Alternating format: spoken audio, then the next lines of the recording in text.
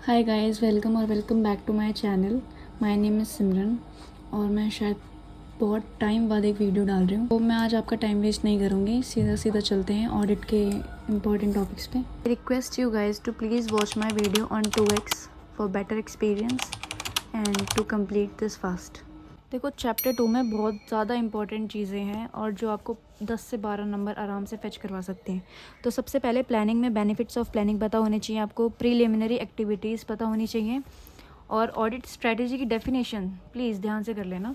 ये क्वेश्चन को B category में रखूँगी क्योंकि ये ऑलरेडी आ चुका है, तो मे बी इसके 80% चांसेस है कि ये ना आए। तो इसके अलावा establishment of overall audit strategy बहुत इंपॉर्टेंट क्वेश्चंस, और इसका सब क्वेश्चन ये रहा, आइडेंटिफाई द कैरेक्टरिस्टिक्स और रिपोर्टिंग ऑब्जेक्टिव्स। ठीक है, इन दोनों को बहुत अच्छे से कर लेना please. Then moving on to the next topic which is audit plan. तो ऑडिट प्लान का डिस्क्रिप्शन ये तो बहुत इजी है और रिलेशनशिप पता होनी चाहिए आपको ऑडिट स्ट्रेटजी और ऑडिट प्लान की। वैसे तो ये कैटेगरी भी क्वेश्चन है बट याद कर लेना, ICAI का कोई भरोसा नहीं है। चेंजेस टू प्लानिंग डिसीजन, इसको अच्छे से याद कर लेना। And then moving on to the next, documentation जनवरी 25 में आ चुका है तो ये नहीं आएगा। और planning is a continuous process को इसको बहुत अच्छे से कर लेना। देन सबसे पहले फ्रेमिंग एंड ऑडिट प्रोग्राम, इसको बहुत अच्छे से कर लेना। और जो असिस्टेंट वाला पॉइंट है इसको तो बिल्कुल छोड़ के मत जाना।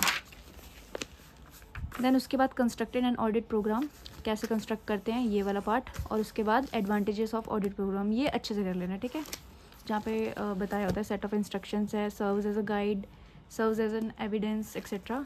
डिसएडवांटेजेस एक बार पढ़ लेना। तो चैप्टर 2 में तो बस यही है। Moving on to chapter 11, ethics and terms of audit engagement. भाई मैं अभी भी तुम्हें कह रही हूँ कि ये सारे टॉपिक्स एक्सेप्शन नहीं है, ठीक है, सिर्फ यही करने हैं या कुछ ऐसा नहीं, तुम्हें बस इस पर ज़्यादा फोकस रखना है। तुम्हें करना सब कुछ है। मैं ये बिल्कुल भी नहीं कह रही कि सिर्फ इन्हीं टॉपिक्स में से पेपर आएगा। देखो, पेपर मैंने नहीं बनाया और ICAI कहीं से भी क्वेश्चन दे देता है। तो ये जो टॉपिक्स जो मैं बता रही हूँ ये सिर्फ वो टॉपिक्स है जो कैटेगरी A में रखने हैं आपको। चैप्टर 11 में जो फर्स्ट टॉपिक है वो है principle based approach versus rule based approach. इसको आपको याद नहीं करना बट आपको पता होना चाहिए, एक आइडिया होना चाहिए कि क्या होता है। ठीक है, उसके बाद fundamental principle of professional ethics तो बहुत इंपॉर्टेंट है, इसको तो आपको सबको याद करना पड़ेगा, ये सारे के सारे 5 पॉइंट्स। उसके बाद इंडिपेंडेंस ऑफ ऑडिटर आपको पता होनी चाहिए, इंडिपेंडेंस ऑफ माइंड और independence on in appearance. Then threats to independence बहुत इंपॉर्टेंट टॉपिक्स है, इसमें से तो बिल्कुल 100% क्वेश्चन आएंगे। And then safeguards to independence, ये पिछली बार पूछा गया था तो आप इसको एक बार रीड भी करके जा सकते हो, याद ना करना हो तो। Professional scepticism again very important topic. Then why professional scepticism, ये तो एक ही टॉपिक में कवर हो जाएगा। Then moving on to SA 210, agreeing the terms of audit engagement. इसमें जो सबसे इंपॉर्टेंट चीज़ है वो है preconditions for an audit. ठीक है, पता होनी चाहिए आपको प्री कंडीशंस क्या होते हैं ऑडिट करने से पहले। उसके बाद content of audit engagement letter एक बार पढ़ लेना, बस सिर्फ पढ़ लेना। ठीक है, एंड देन जो सबसे इंपॉर्टेंट दूसरा टॉपिक है वो है acceptance of change in engagement. ये पूरा का पूरा टॉपिक आपको याद करना है अच्छे से, ये कैटेगरी 8 क्वेश्चन है। ठीक है, उसके बाद terms of audit engagement in recurring audit, कितने मतलब ऑडिटर डिसाइड करता है कि मैं लेटर कब भेजूंगा कब नहीं भेजूंगा, तो ये सारे पॉइंट्स आप एक बार पढ़ लेना। भाई SQC 1 में जो इंपॉर्टेंट टॉपिक है वो है ethical requirement related to independence वाला जो पॉइंट है, जिसमें इंडिपेंडेंस ब्रीच होती है तो कंपनी क्या कर सकती है, वो वाला पॉइंट है इसमें, ये वाला याद कर लेना। देन एक्सेप्टेंस और कंटिन्यूएंस, हमें एक्सेप्टेंस और कंटिन्यूएंस करने से पहले क्या क्या चीज़ें ध्यान रखनी चाहिए, कॉम्पिटेंसी, इंटीग्रिटी, कैपेबिलिटी वगैरह, ये सब देख लेना। और ये सबसे इंपॉर्टेंट क्वेश्चन है कि इंटीग्रिटी पे मैटर्स जो हैं जो हमें कंसिडर करनी चाहिए इंटीग्रिटी चेक करते टाइम, ये वाला प्लीज़ आप ध्यान से कर लेना। ठीक है, ह्यूमन रिसोर्स पढ़ लेना, नॉट इम्पॉर्टेंट। और matter to be considered in ensuring the achievement of objective of engagement performance. ठीक है, ये सारे के सारे जो मैटर्स है ये पढ़ लेना, एंड ये इंपॉर्टेंट नहीं है इतना बाकी। और एक बार इंगेजमेंट क्वालिटी कंट्रोल रिव्यू पढ़ लेना। ठीक है, ये वाला। बाकी तो ये सब नॉर्मल पॉइंट्स है जो आपको पता होने चाहिए, जिनका आपको एक आइडिया होना चाहिए।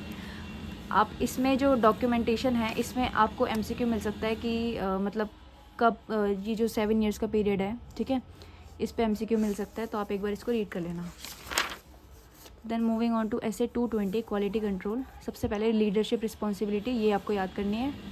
और एक्सेप्टेंस एंड कॉन्टिन्यूएंस सेम SQC वाला है कि आपको क्या क्या चीज़ें चेक करनी चाहिए क्लाइंट से रिलेशनशिप बनाने से पहले। Then engagement quality control review, ये 3 पॉइंट आपको पढ़ने अच्छे से। और डॉक्यूमेंटेशन इसका एक बार देख लेना, विच इज़ नॉट ज़्यादा इंपॉर्टेंट बट एक बार देख लेना। ठीक है, 11 चैप्टर भी हमारा यहाँ पे हो जाता है। हमने चैप्टर 2 के इम्पोर्टेंट टॉपिक्स देख लिए, चैप्टर 11 के देख लिए, now moving on to chapter 7। देखो चैप्टर 7 में बहुत सारे ऐसे हैं जिनके 500 सीरीज़ भी है, तो 560, 570, 450 और 580 ऐसे ऐसे हैं जिसमें मैं आपको नहीं बता सकती कि क्या इंपॉर्टेंट है क्या नहीं, क्योंकि इसमें सब कुछ इंपॉर्टेंट है, कुछ भी आ सकते हैं, ठीक है। तो इनको तो आप प्लीज़ पूरा करके जाना। बाकी 260 में जो है वो मैं आपको बता देती हूँ। कम्युनिकेशन विद TCWG, सबसे पहले तो आपको ऑब्जेक्टिव पता होनी चाहिए, जस्ट रीड देम। उसके बाद रोल ऑफ कम्युनिकेशन, क्वेश्चन 1 सबसे इम्पॉर्टेंट, इसको आप एडवांटेजेस भी बोल सकते हो। एंड देन जो मैटर्स टू बी कम्युनिकेटेड है वो ये पूरा पॉइंट है, ठीक है। ये तो इम्पॉर्टेंट है ही, बट इसके अंदर एक सब क्वेश्चन है जो कि है significant findings from the audit, जो कि बहुत ज़्यादा इंपॉर्टेंट है। तो आप एक बार इसको अच्छे से करके जाना और इनको एक बार पढ़ लेना ऊपर से, ठीक है। ये communication of auditor, independence in case of listed entity, तो ये भी एक बार आप सिर्फ पढ़ लेना, नो नीड टू लर्न। और बाकी नॉर्मल कम्युनिकेशन प्रोसेस है, इन सब का आपको एक आइडिया होना चाहिए, आपको लर्न नहीं करना है, ठीक है। लर्न आपको जो करना है वो मैंने आपको बता दिया, जैसे सिग्निफिकेंट फाइंडिंग्स है, रोल ऑफ कम्युनिकेशन है, ऑब्जेक्टिव ऑफ ऑडिटर, ये सब है, ठीक है। उसके बाद 265 में सबसे पहले आपको पता होना चाहिए डेफिशिएंसी क्या होती है, सिग्निफिकेंट डेफिशिएंसी क्या होती है। इनकी जो है आपको डेफिनेशन याद होनी चाहिए, क्योंकि बहुत जगह लिखनी पड़ सकती है। बाकी ये आपको एग्जाम्पल्स आपको लर्न भी करने पड़ सकते हैं, पूछ सकता है ICI, बट आपको एक बार समझ में आ जाएगा कॉन्सेप्ट, तो आपको एग्जांपल्स लर्न हो जाएंगे ऐसे ही। और इंडिकेटर्स ऑफ सिग्निफिकेंट डेफिशिएंसी बहुत इंपॉर्टेंट है, इसको प्लीज़ आप लर्न करके जाना।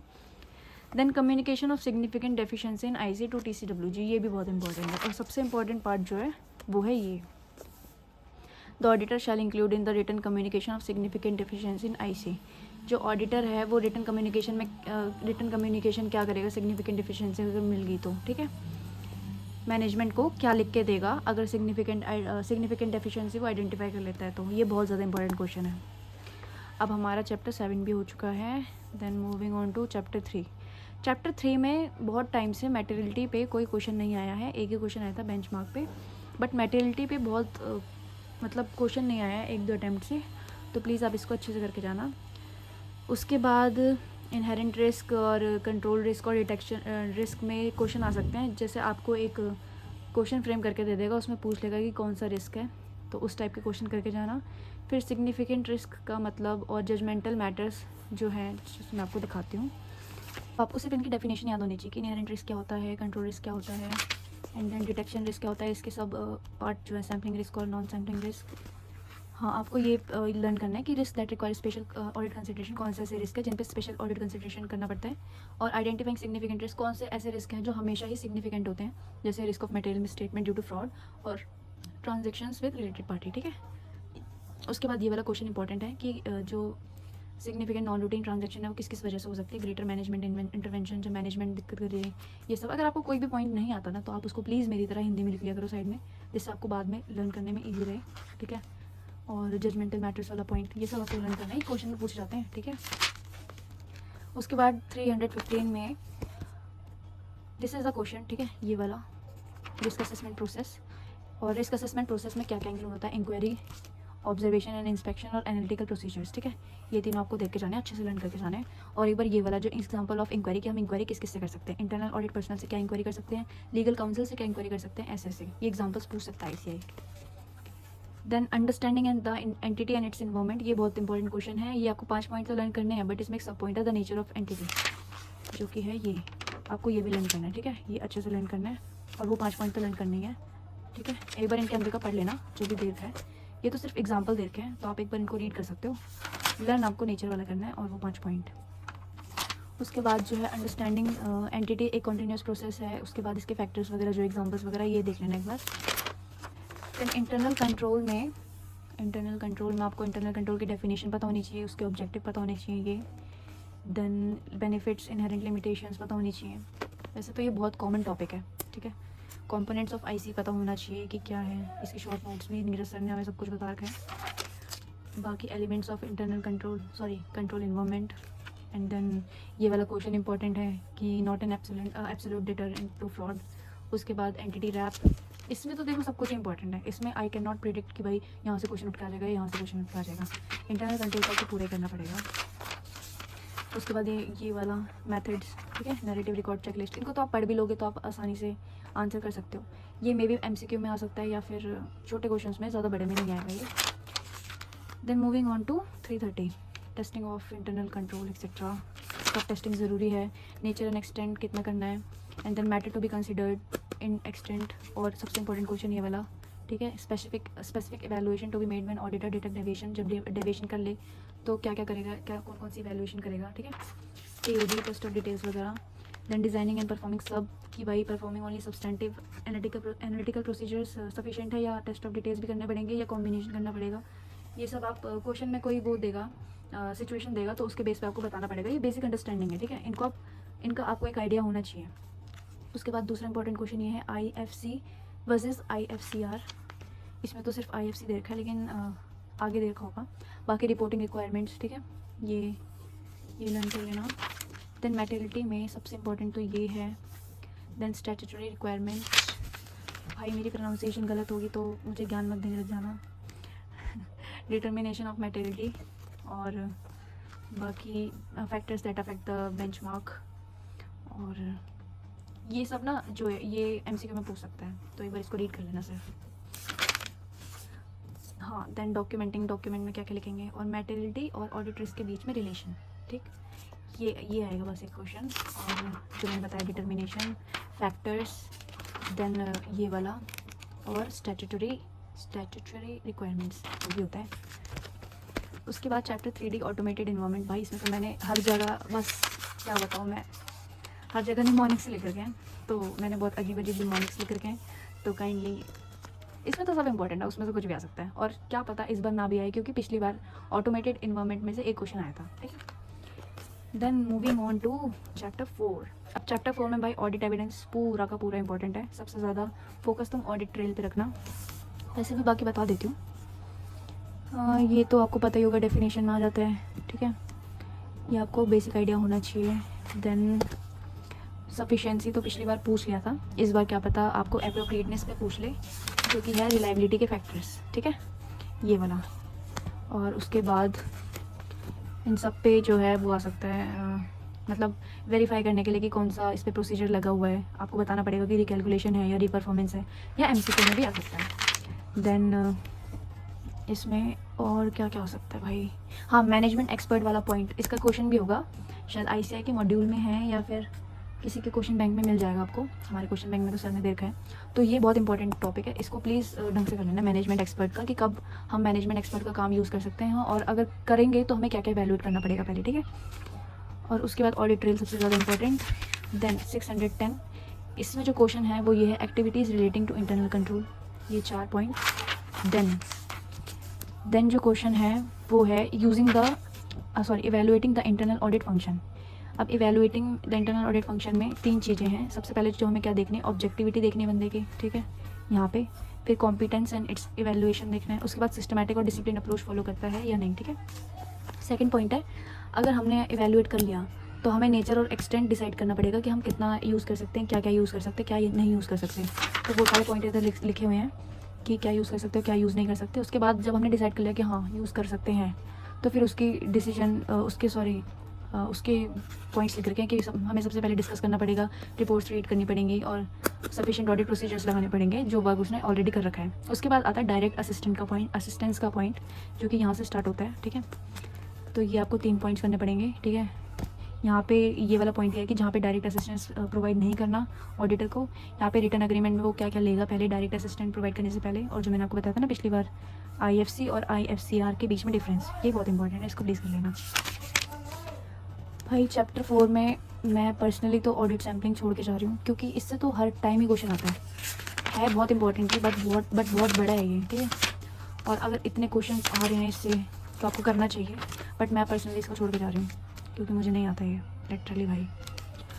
501 से पिछली बार सेगमेंट इन्फॉर्मेशन का क्वेश्चन आया था, तो इस बार इन्वेंट्री का क्वेश्चन आ सकता है। तो ये छोटे छोटे पॉइंट्स है ना कि अगर physical inventory counting is conducted at a date other than date of financial statement वगैरह, ये सब।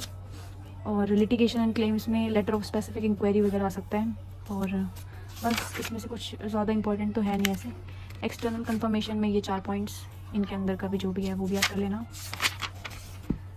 देन इसमें पिछली बार तो पॉजिटिव कंफर्मेशन रिक्वेस्ट आया था, इस बार शायद नेगेटिव कंफर्मेशन पे वो फोकस करे।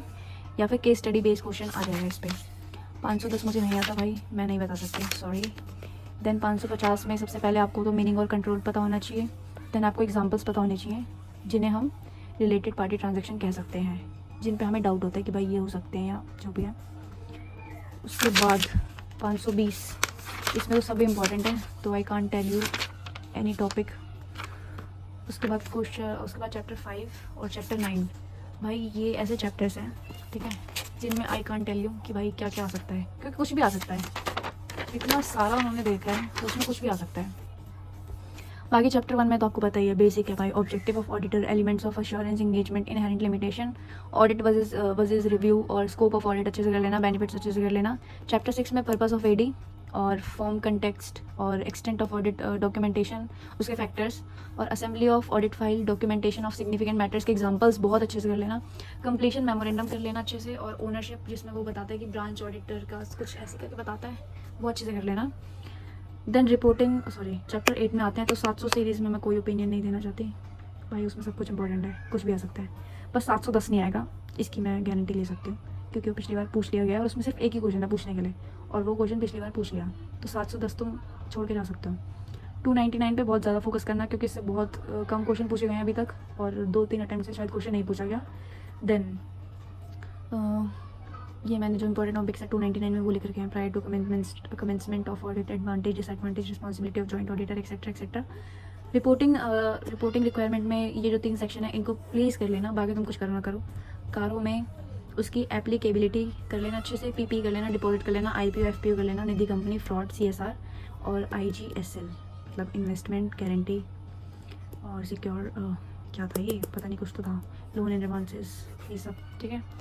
और 600 में कंसिडरेशन बाय प्रिंसिपल ऑडिट, इसमें बस एक ही क्वेश्चन है कि जब अदर ऑडिटर का काम करेगा तो प्रिंसिपल ऑडिटर को क्या क्या देखना है, क्या क्या चेक करना है। बाकी जो चैप्टर 5 है और चैप्टर 9 है भाई, उसमें कुछ भी आ सकता है, आई कांट से कि भाई ये आ सकता है या ये आ सकता है, बाकी मैं जिसमें बता सकती थी मैंने उसमें बता दिया। तो होप कि आपको थोड़ा सा क्लियर माइंडसेट मिल गया होगा कि आपको क्या छोड़ना है और क्या पढ़ना है।